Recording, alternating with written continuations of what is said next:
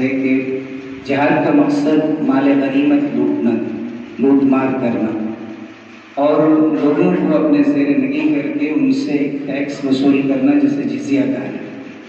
ان دونوں کی حقیقت کیا ہے؟ بہت ہی مختصر وقت میں اگر آپ ان کی حقیقت پیش کر دیں تو بسم اللہ الرحمن الرحیم۔ دیکھیے، جنگ کے نتیجے میں جو مال حاصل ہوتا ہے اس مال کو مال غنیمت کہا جاتا ہے۔ اب مال غنیمت کو لے کر اسلام پر اعتراض کیا جاتا ہے کہ اسلام غیر مسلموں کے مال کو لوٹ مار کرنے کی اجازت دیتا ہے۔ تو اس سلسلے میں آپ کو بتلا دوں کہ مال غنیمت کا تصور تو دنیا کے تمام مذاہب میں موجود ہے۔ آپ توریت میں دیکھیں، بائبل میں دیکھیں، چاروں ویدوں کے اندر دیکھیں، حتیٰ کہ منوسمرتی جو ہندو دھرم میں قانون کے درجے کی کتاب ہے اس میں ادھیائے نمبر 7 منتر نمبر 96 میں موجود ہے، رتھاکشرم ہستنم چھترم دھنم دھانیم پشنتریا سرودنیانی کپیم چیویجیتی تسیہ تت، جس کا مطلب ہے کہ جنگ کے نتیجے میں رتھ، گھوڑے، ہاتھی، غرض کہ جو چیز بھی انسان کے قبضے میں آئے گی وہ اسی کو دے دی جائے۔ تو پتہ چلا کہ دنیا کے تمام مذاہب میں مال غنیمت کا تصور ہے، تو پھر اسلام ہی پر اس کو لے کر کیوں اعتراض کیا جاتا ہے؟ دوسری بات یہ کی جاتی ہے کہ اسلام غیر مسلموں کو ذلیل و رسوا کر کے رکھتا ہے جزیے کے ذریعے۔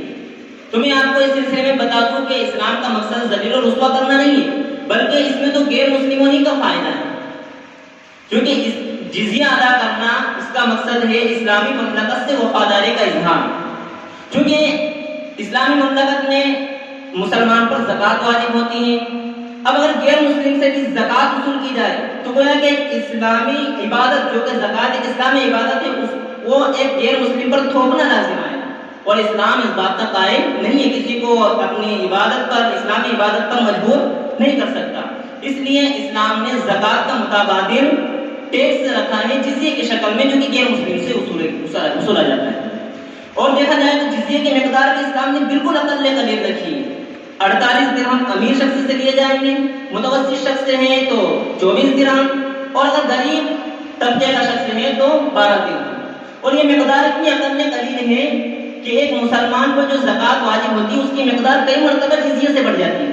مثال کے طور پر ایک مسلمان کے پاس 10 لاکھ درہم ہے، اب 10 لاکھ درہم میں سے سالانہ زکوٰۃ کے طور پر اس کو 25,000 درہم ادا کرنا ہوگا، لیکن اگر وہی غیر مسلم کے پاس 10 لاکھ درہم ہے تو سالانہ جزیے کے طور پر صرف اور صرف اس کو 48 درہم ادا کرنے ہوں گے۔ تو سوچیں کتنا فرق ہے۔